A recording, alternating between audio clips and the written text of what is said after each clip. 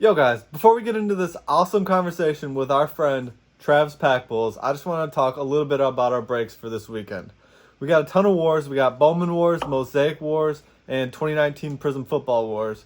We also have a Mosaic group break that's 10 person, 3 random team, and then a Bowman group break that's also a 10 person, 3 random team. And then we are going to do another 2018-2019 Topps Chrome Premier League Soccer group break because I had a lot of fun doing that and we got a lot of good feedback from that. 3, 2, 1.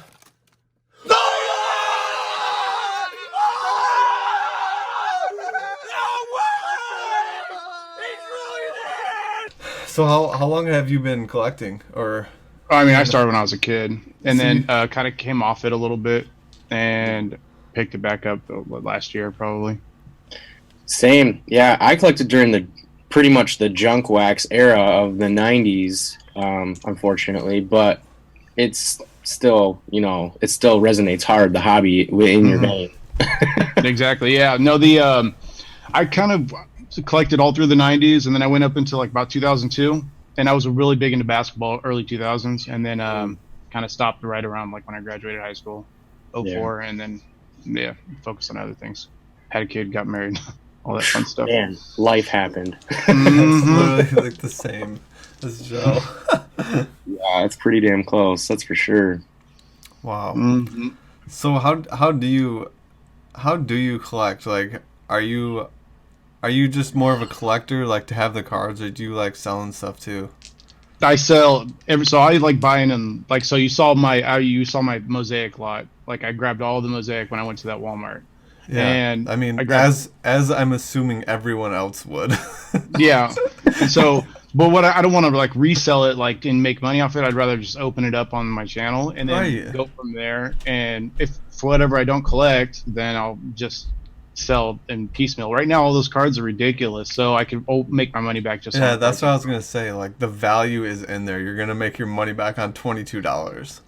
Exactly. So I went crazy on that, and yeah, I opened everything already. Now I'm sorting it all, and I have to do stuff. I was up till like 3 a.m. opening stuff, making videos, and then I'm just gonna piecemeal the videos when I put them out there. But I had to get it in there. I was itching. I definitely made my money back. I got some amazing stuff. My luck was there on this. This is the best luck I've had on anything I've opened on the channel. So yeah. So if you haven't, I didn't open your stuff. Your stuff's in a box over there. It's all good. Mad hype for the pre-roll for this episodes you're about to put out. That's pretty fun. yeah. I'm pretty excited to get it out there. Although basketball doesn't fly that well on my channel right now, it's all about baseball because a lot of those guys are from Jabs. They're like, they hopped over from Jabs over to my channel, so they're more baseball guys. So that's why I end up doing a lot of baseball. You were telling me that I watched the video. You had Jabs open a box for you. That's so cool. Mm-hmm. Mm-hmm. And that was the first, like, when I've done that a couple times, and then what he'll do is he'll promote your channel basically when you're doing that, or anytime you do a super chat, he'll promote your channel. And I did that initially at the beginning to kind of get my, foot in the door, and then it's been growing pretty well ever since. I mean, I've only started it in February. Yeah, same. I mean, really like hitting it hard in February. Mm-hmm. I mean, to be honest, I've only been like collecting cards for since January. Oh, really? Yeah. Oh, yeah. No, I'm a huge I'm a huge fantasy football player, like fantasy football, fantasy baseball. I'm always into that stuff, and I've been doing that since 2004, since the year I graduated high school. And so I'm pretty like always into all 3 major sports. I don't play basketball and fantasy basketball anymore because none of my friends really follow basketball. But so I'm pretty big into major sports. So the transition eventually into cards just ended up working out. I feel like I know enough about the 3 major sports. Soccer, no. Hockey, no. Just passing. So I don't know much about that at all. Do you follow the market, like the card market? Oh yeah, definitely. Just trying to keep track of everything. I heard that a trout just sold for $900,000. That Bowman Chrome trout. Mm-hmm. I was watching there's a video on there called from Vegas Dave, I think's his name. I don't really know much about him, but he bought this. It looked like this a trout card, the same one for like $400,000. I believe that's the one. He bought the superfractor of that card for $400,000 in 2 years ago. If the out of 5 went for $900K, I can't imagine what the superfractor would go for. So the superfractor is a 1 of 1, right? Yeah. So And this dude just owns it. he owns that. He owns out of 5. He owns an out of 20. I know because I was watching the video just today with my wife, and he is like one of each color, and I was like, holy Oh crap, my dude! goodness. But What he does he paid do? $400K for the Super. He lives in Vegas. So I'm not really sure. I've never even watched a video of his. It just popped up on my oh, watch this video. So I clicked on it. But it was pretty cool. I mean, the guy sounds like a douchebag, but the cards are pretty cool. He's pretty cool to hold that card. Apparently, he's just like sitting on millions. I imagine. Yeah, he's probably a millionaire. Well, that's what people want to do. They just invest it and throw it around like that. But Well, he spent $400K on that superfractor, so I can't. So yeah, if he spent that much on it, out of 5's $900K. That's like multi-million-dollar card right there. if you hit that card, do you hang on to it, or what do you do with that card if you hit it? I take it to PSA, get it graded like immediately. Like as soon as I grab that card, it immediately goes into it goes in my card saver, and I send it out. I do as fast as I can. Next day it out to get a PSA graded. How often and then I sit on it for a little bit. How often do you grade cards, or is that like one of your strategies? Try to do it every month, if I can. I'm just like really starting to put together a big lot right now. I've got like 100 cards I want to send out there to get graded, and then I got a buddy who also he usually throws like 10 or 15 cards in there, and we just I grade them all out there. So do you? And most Go ahead. No, you go ahead. Do you sell your graded cards, or do you have them for your collection? I don't know. So what I grade is for my PC basically. So anything that I do put in a slab is just so I can have it the way I want to keep it, like stored and display it. I don't usually sell anything. I'll probably throw like in this next lot, I'll maybe throw like 2 top series ones of like each of the major rookies. I have for sure one of each of the major rookies from top series 1 in there for myself, and then I'll throw an extra one in there. And if they come back 10s, then I might throw it up for sale. I'll hold on to it and then I'll throw it up for sale eventually maybe, but for sure mainly most of it's going to be in my collection. Wow, that's a good way to put it. Just to even like, because I mean, from an investor standpoint of view, it's oftentimes like people are just looking for 10s, and like, but from a collector standpoint, like to just be able to store your card that way and not really even care what it grades as. I mean, that resonates with me, even for the cards that I have that I'm collecting my PC. Like that makes a ton of sense for sure. Exactly. So, and I don't care what the grade is on them when I put them in my PC. So like, if I go get them graded, they come back bad, then that's fine. But I still just want it in that slab just to be uniform with the rest of it. No doubt. That's why I think SGC may grow as much as they could possibly do, because people that are grading them for their PC, like it doesn't. They want it in a slab so that it doesn't get injured or damaged or whatever.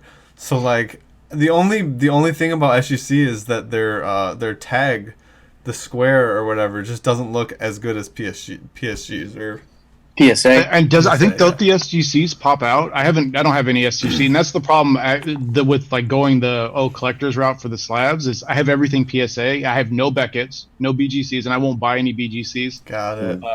And I just have PSAs just because I want to keep it again all uniform now, and so I can't really jump into SGC. But I thought when I was looking at, didn't SGC have the, or maybe it's a different one, or maybe it's GMA. One of them has one of those ones you just pop open, and I'm like, oh, that seems kind of fishy. I don't want to do nothing like that. Oh, where you can wow. pop the slab open. I think it might be GMA actually that does that. That is interesting because, like, now that you say that, all the collectors that have been doing this for a while, like before SGC, that have been doing slabbing for PSA, like they're never gonna change. It's like a Nike versus Adidas thing. Exactly. Some people really love their Beckett's, and then some. And for me, I'm a PSA guy, so I just like the way it looks. It's cleaner, and I hate that gold sticker on the top of the BGS slab. I just so ugly to me, like in the way it's gonna sit. So, yeah, I kind of think that SGC might have a chance because Bailey and I, we kind of. And then Ben, Bailey's brother, also collects with us too, and we sort of hit different parts of the card market. We don't really over collect in too many areas, which is kind of cool because then we kind of have a widespread area of the market kind of covered between the three of us.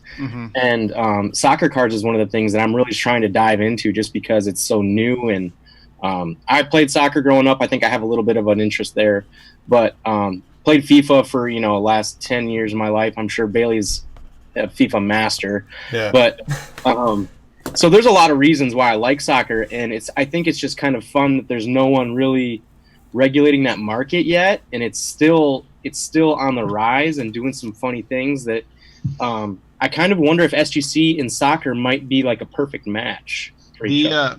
I mean, I could definitely see it, and the good thing about soccer right now is as the whole entire hobby is growing like considerably, like it is growing pretty crazily, like, and especially in the last like 6 months, it seems. And the whole pandemic has made the hobby nuts. The soccer is like a good. I think it's one of those markets that's it's a niche market right now, but it's one of those ones because the hobby as a whole is growing that one will also start growing. So getting stuff while you can, especially at the ground up, will pay off in the future. Yeah, I've been focusing on like some, Mbappe is almost even too expensive for me to be buying up right now. Like his Prizm cards are, selling for almost $200 a piece, raw. So that's great. I didn't even know that soccer was moving like that because I haven't dipped my toes into any kind of soccer in my entire life. I don't think so. I had no idea. I mean, he's right up there with like Zion prices of certain cards and his graded cards and his silvers, and that's not even. It's a raw Prizm is the one that's $200. Mbappe, yeah, it sells for right around $150 to $200. That is Zion prices. That's crazy. Yeah, and that's not even the shelves. That's not even like Lionel Messi or like Cristiano Ronaldo. You know what I mean? Mm-hmm. Their rookie cards are kind of up in the air, which is kind of fun about soccer too. So it'll be exciting. Yeah, I don't know. I'm thinking about sending my mind to SGC and just seeing what happens. I mean, sitting on any, especially if you can get them back as 10s. But I've noticed for me, like personally, any kind of time I get Prizm, it's such a pain in the butt to get anything 10. I don't buy it. I'm down Russ or bust all day. Why do you think that is that Prizms are so hard to grade? It's because mainly big part is because of the surface, right? The surface has got that it's chromy, shiny foil surface, which scratches easy, tends to collect stuff on it, so it just makes it can look really ugly. Then the other part is the edges always seem to come, like anytime you open a pack, if you look at any kind of one of those chrome cards, they have the edges. A lot of the edges on those guys are pretty rough. So when you try to get into the to get it graded, usually the edges might take a ding or something, or the surface. Those are the ones that always seem to do it. And then Panini's quality control is so bad that centering on most of their cards is always pretty just crap. So that's Panini always seems to be the hardest stuff to grade. Topps is a lot easier for baseball for me than anything. It's a lot easier to get 10s out of Topps baseball than anything Panini. Wow. I saw some Mosaic cards on Twitter today that had masking tape on them. I saw that. Marky from Syndicate. That's insane. See, that's what I'm saying. Look, their quality control is just so lax, or maybe they're just overworked because of what's going on. I feel like they've been the one company that's been putting out product throughout this whole entire thing, because what they put out.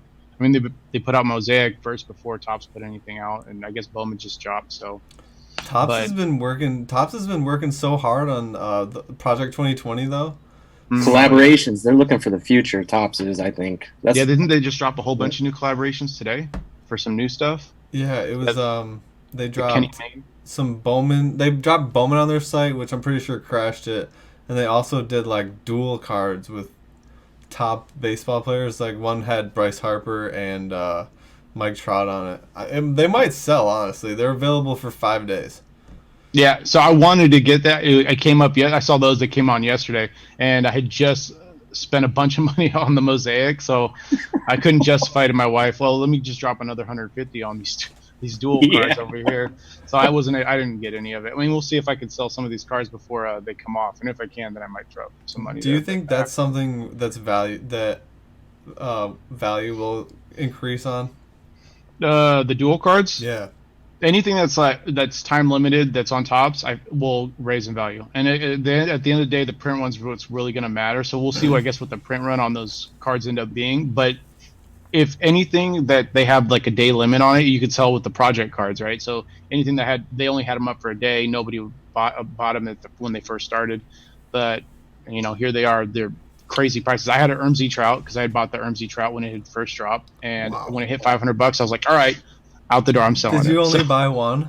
I only bought one. It was for my PC. I wanted to just get it for myself, and so, but I sold it already. So I was like, $500. I can't sit on that. How are you possibly gonna know that it's gonna go up to $500? No, Exactly. And I thought it was going to be some flash in the pan product that wasn't really going to take off, and it obviously has, as better art is starting to come out. And so I'm a big fan of the Project 2020. I pretty much bought in almost everything. Really? After the Ermsey Trout hit 500, I bought everything else that's released since then. I mean, basically all of them have at least gone up to almost $30. Yeah, exactly. So it's not like you're losing any money, and I'm assuming in time they'll even keep growing in price. So especially because we know the print runs on all these. So like the 34,000 print run Mike Trout was still gonna probably at least get you. I bought 5 of those. That was the first one I bought. I have 2 of them, so I bought 1 extra of those ones. So. It's a sweet card. Yeah, I like that. My favorite designer so far has been Matt Taylor. I don't know if you guys. He does like the cyberpunk looking cards with the purple borders and like it's more like 80s. It's got the 80s chic look going on.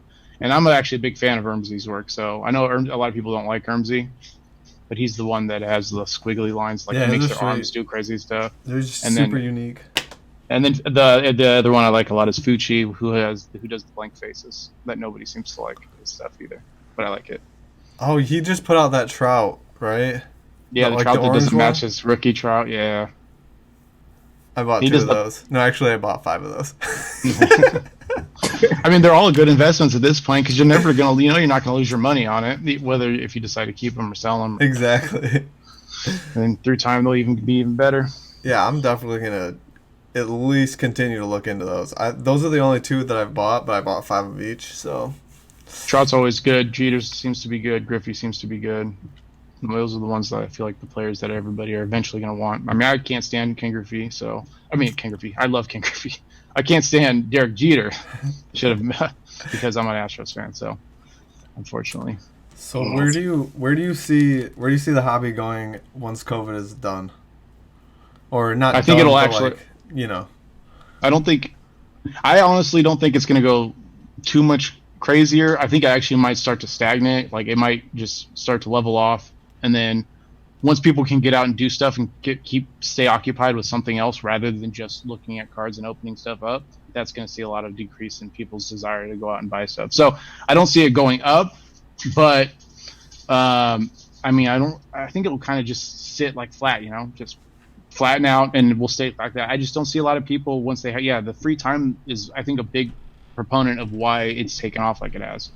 You're sitting around doing nothing, find something to do, and there's no sports, so you just open up sports cards.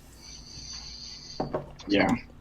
Do you think there'll be some more value that comes back to some of like the 90s wax cards? It seems like that's the trend on some of those, who is it? Like McGuire and Sosa rookies and things like that. Like some of those cards are getting a little bit more value.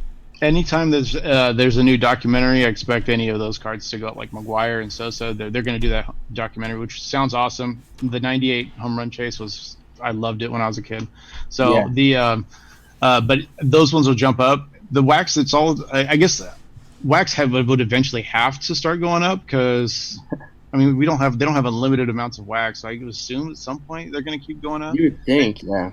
It's so weird where the market is right now and how crazy it is, and it's just everybody got all this extra money from unemployment. Everybody, at least in California, they did. So you got a bunch of extra money from unemployment. You got paid. I get paid more to not work than I do to work because of the way California has it set up. So, but and then we all got those stimulus checks, and I feel like a lot of that is it's stimulating the hobby.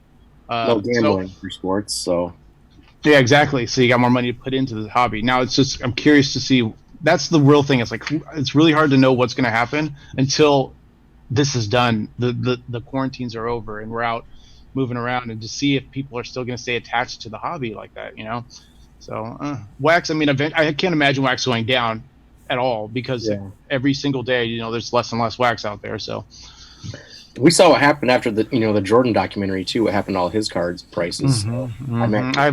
So I I don't have very many Jordan. I lost a lot of my childhood collection, but Oh man, Dang. when I was moving, so I was pretty disappointed when I went to go look for it, and I was like, oh nope, it's gone, lost it in the move. Oh, well, you're rebuilding it now. More definitely with the Mosaic. It's Mosaic and optic focus. I've opened up a lot of optic and a lot of Mosaic, like no Yeah. Prizm. That's awesome. Did you find as much optic as you did of Mosaic? Yeah, so I had one big lot of optic, just like I got this same Walmart, walked in, bought everything they had, and then took it all home, opened it up, and I did like a 7-part series on it. It was when I first started the channel. How many? Nice. How many videos did you make of Mosaic? Crap, I don't know. I'd have to go look. I would grab like a couple blasters and an Omega, and then I'd make a video, and then I wanted to sit around like 10 to 15 minutes long. Yeah. So if the longer they go, the less people watch. So they'll see the time on it and they'll be like, all right, nope, not going to watch this. Mm-hmm. And I've noticed that with a lot of stuff. So it's at least 8 videos, but I got to try to sparse them out so people aren't overrun with basketball. I got to mix in some baseball and stuff. That is interesting. For our show, Mm-hmm. I noticed that like 50% of the people watch about 50% of it. But then, like, the people that get past that watch the whole thing. Mm-hmm. Oh yeah, for the analytics on those things. Yeah, exactly. So who's like your diehards are those guys that are going to sit there and watch through it, because a lot of times, even for me, I'll put YouTube on when I go to sleep. Yep, so same. I'll just put it on there, and so it'll run through whole videos, and I might not even know what the heck I'm watching. But my usual viewership, if I have a 15-minute video, it's going to be like 6.5 minutes. People are going to watch it. 7 minutes maybe. If I do a 25-minute video, it'll be the exact same, but I'll get less viewers. So try to keep around 10 to 15 is the sweet spot, I think. No, it definitely is. That's like, I feel like that's kind of a known thing throughout YouTube. But I mean, actually, it is kind of changing. This is a different story, but like the way that Logan Paul has started to make videos and David Dobrik, like their videos are only 4 to 6 minutes long, and I don't know. They probably have some. What's they're that? so rich already. So they're so rich already. They don't even need their YouTube money. Probably they got sponsorships and all this other stuff, and they can afford to do stuff like that. I mean, eventually, I'd like to. You want to get to 1,000 subs so you can start getting monetized, right? And then you get there and you start making at least a little bit of money for the work you're doing. Eventually, but right. Then they have too much money. So are you ripping packs on TikTok? No, I haven't even downloaded TikTok. My daughters use TikTok. I have 2 daughters, and they're all over TikTok, and I see how they walk around and act. I'm like, nah, I'm good. Crazy, man. Sports cards on there. 2 months, we got 14,000 followers. Really? Yeah. Just on TikTok? Just on TikTok. Holy crap. Is there anything, like, what's the benefit, like, so what's the benefit of TikTok outside of that? Is it just promotion for your channel, kind of, or? It's, so for you, and, like, I've focused on TikTok a lot. Bailey focuses on YouTube, and we're kind of just tackling different parts of social media, and he does a lot on TikTok as well. But I think it's really random. There's a lot of randomness to it. The algorithm is not as predictable as other types of social media, and so you've got this like opportunity from the very beginning to just be seen by as many people that want to. We have a video that's almost 1 million views. And it's not it's nothing one special. of the videos that we probably would have ever planned on. Bailey like says a bunch of guys' names wrong, and there's like hundreds of comments just ripping into Bailey about just talking so much shit. And like these kids are fairly young. Like the majority of our followers are probably like 12, I would have 15. To say 10 to 12 years old, or like maybe even 14 to 16, but. We're starting to connect with a lot of the like OG collectors, and I think actually collectors and card hobbyists altogether, investors, everyone are getting into TikTok because they've heard the hype around it. And, I mean, the page it's called For You. It's kind of like your homepage. It puts videos in front of you that you spend more time in front of and watch and whatnot.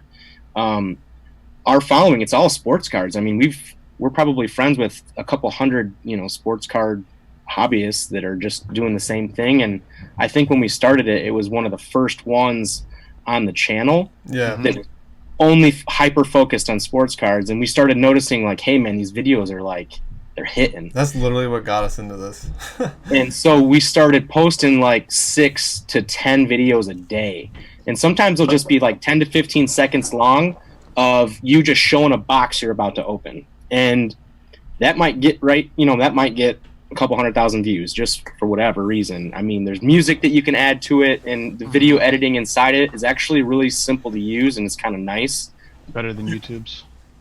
Well, yeah, and you can use the same videos to put onto Instagram or wherever if you want. But I don't know. It's been a fun experiment, and right now the community around TikTok has actually been legit. Like we get a lot of people that do breaks with us that came from TikTok, and just a lot of good, appreciative followers and fans of our page. And I don't know. It's something that's a part of what we do now. So. I'm gonna have to get in there and start messing around with it. I just kind of blew off TikTok because of my kids, and they walk around the house doing stupid dances. Yeah, and, it's nice because you don't have to think about the creating part of it, right? Because like the creating side can get exhausting, and so TikTok offers you like a quick way to capture some content with your phone, like maybe while you're recording for YouTube, and just throw that up real quick, and you just leave it. You're done. It's kind of like an Instagram story or a Snapchat story, I would say. Yeah, but I feel like it acts like Twitter, like live Twitter chat almost. So is the way you're kind of talking. Okay, so even like live Twitter or Instagram stuff, like I don't really even mess around with the Instagram stories yet. That's all stuff that I'm still like getting into. Social media has always been kind of like I use it, but I'm not very good at it. So I'm starting to try to dip my toes into it. My wife's all over it. It's literally our jobs. Really? It's a lot of extra work. I mean, you just like I do social media, and Joe's done a lot of social media too. For my brother and I have a real estate team, and Joe has like a marketing company that he does photography for a bunch of realtors. So we've both had a ton of experience on social media.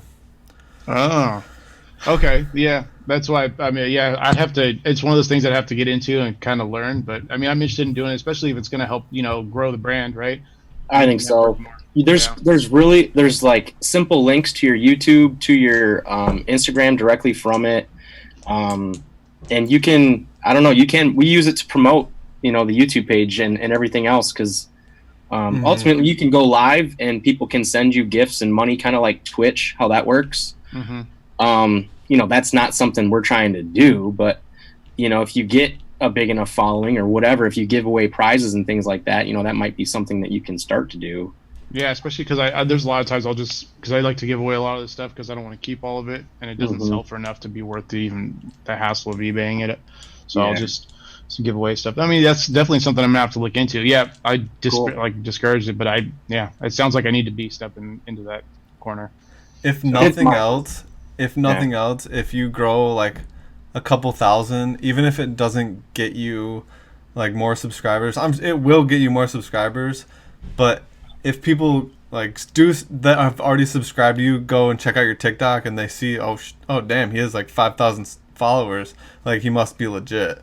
So like I feel like that's really great for us is like people come maybe check out our breaks, maybe not, and then they go check out our TikTok and they see 14,000 followers and it's just like, wow, okay, yes, these guys are legit. They're not going to scam us. Okay. Yeah, that's true. Well, how long have you guys started breaking for or been breaking? The story of our breaking, we started I wanted to break for a while and I didn't really know how to like do it. So my brother Ben, aka the sports investor, he's got more money than he knows what to do with sometimes. So he just like started buying boxes, and we had a hobby box. So we basically did our first break for our friends. And after that it was like, damn, I can actually do this. So then I put it on I had a website already that I made for the breaks, but I actually like listed a break and people actually bought into it. Like just a couple for the first one, and then like now it's on our 5th or 6th one, and I mean people are actually buying it because I don't know. Breaks are fun. Yeah, so fun. That's the thing for like they're a lot of fun to get into. You have to be careful too, because a lot of the older collectors are kind of like against the breaks. Because really, in sports cards is where breaks is where you like actually can make your money, and so you have to be really careful with, doing them in a way to where it's like you don't want to make money off these breaks. You actually just want to provide opportunities for people to like get good cards without having to buy this huge box themselves. So I think in that sense we're not undercutting people, but I think it's more of like it's something you just want to make it an opportunity for other people. Yeah, I could see a lot of people start getting frustrated with it anyway, just because I love getting into breaks myself, but I think where a lot of the problem stems from is that like people that are just buying up all the stocks of these places just are like the hobby box stocks, like Tops right now. That most of the stuff that they're getting is it's probably places like Blowout or something buying up all their product, and then they're going to mark it up without for a bunch, and then Houdini's going to break a whole bunch of it. And so I think that's where a lot of people are getting mad about it. But it's like I've never broke with them, but I usually break with small time guys, people that are because they're just easier to talk to too. You get into a chat room with over a Blowout Houdini, it's like impossible to even get a to get a word in. He's going to talk to his OGs that have been breaking with him forever. You're never going to be able to have a conversation with most of those guys. So. Mm-hmm. But yeah, I think that's where it sits. Trying to stay neutral. That's the goal. I mean, there are some times where people post stuff on Twitter where it's just like, dude, come on, man. Like, you don't actually think that. Like, look at this tweet you tweeted 4 days ago. How are you going to then come back and tweet this? It's just just for example, like, people who break tweeting about not being or not believing or they can't believe that people would buy Mosaic and flip it.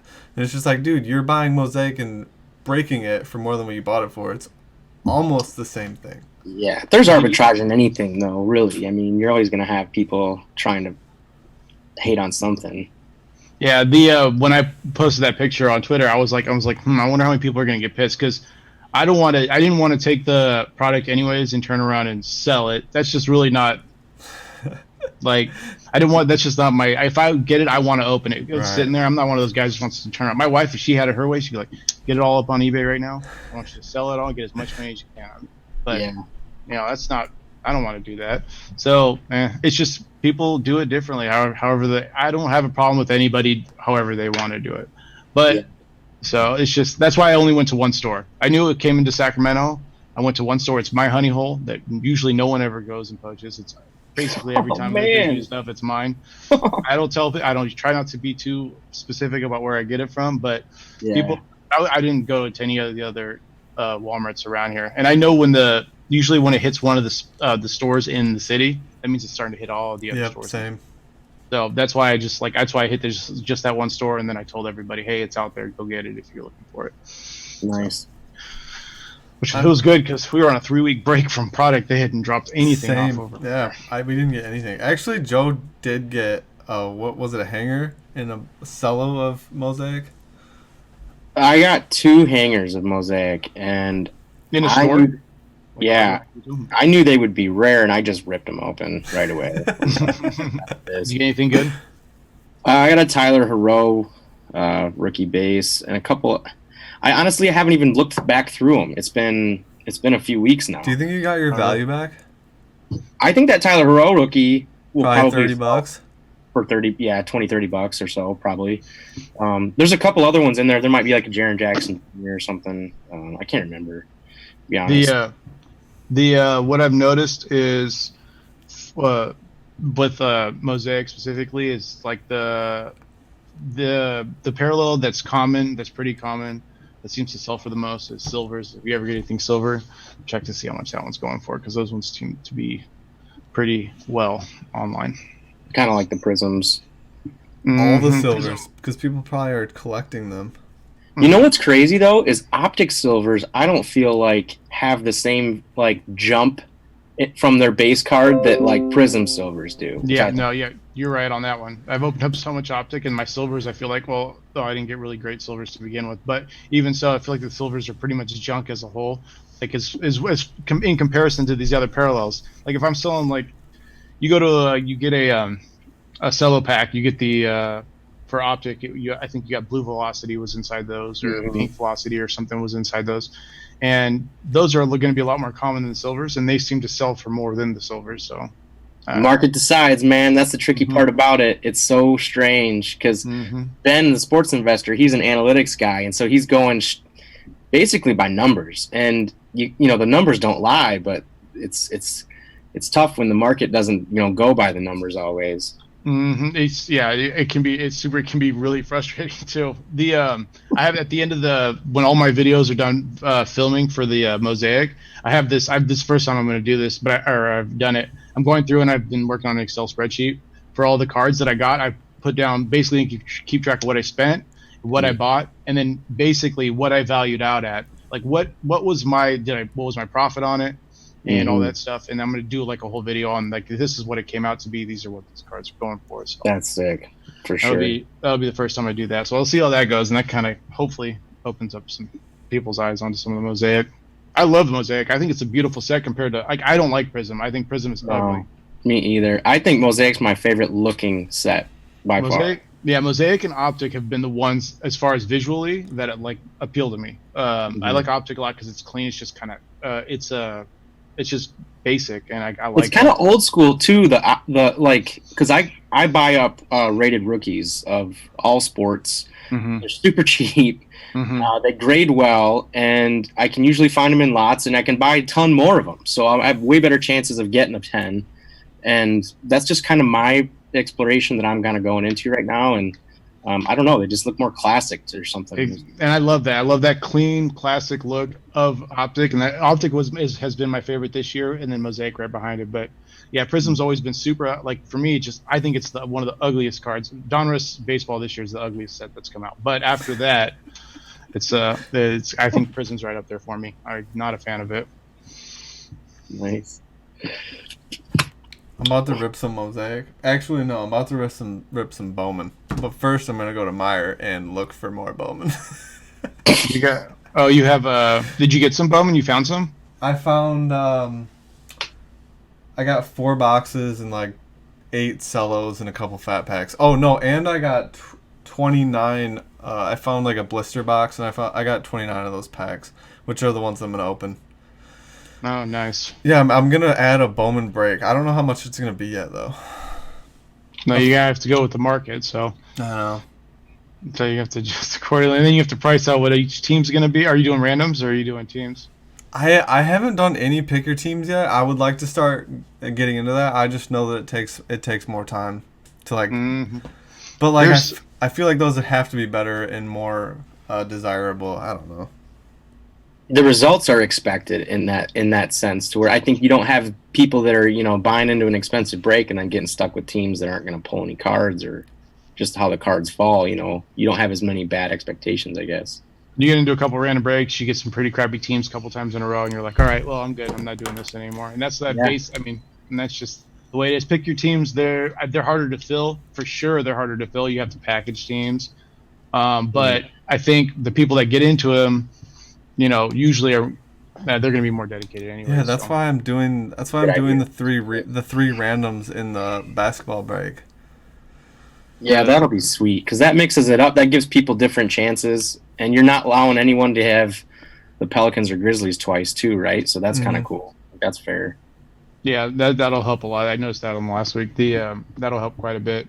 It can get the three. I don't mind randoms at all. I think they're fun. And usually they're cheaper too, like a lot cheaper than getting into a pick your team. Because I'm an Astros fan, and this year buying into an Astros break is like $200 or $100. So they can be pretty pricey. But plus some of the random like autos that come through, like the last 2 that I did that Bailey did for BaileyJoe show.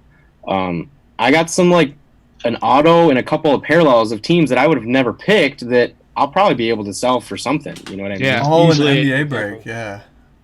Yeah, you get a lot of those random autos, and that's happened to me. Like I get random, and I'll get the Yankees, and I hate the Yankees, but I randomly got the Yankees in a tribute break, and it was cheap. Love selling them. I'm like, okay, well, and I got so many Yankees out of those boxes, and I just turned around and sold them all. I was like, I don't need those. Made my money back at least. Wow. Yeah. All right. Well, I'm about to. I gotta get going. It's ripping. All right. Yeah. Thanks for joining us, Travis. Appreciate it. Yeah, no problem. Nice to meet you, Travis. Yeah, we'll have to do this again sometime, man.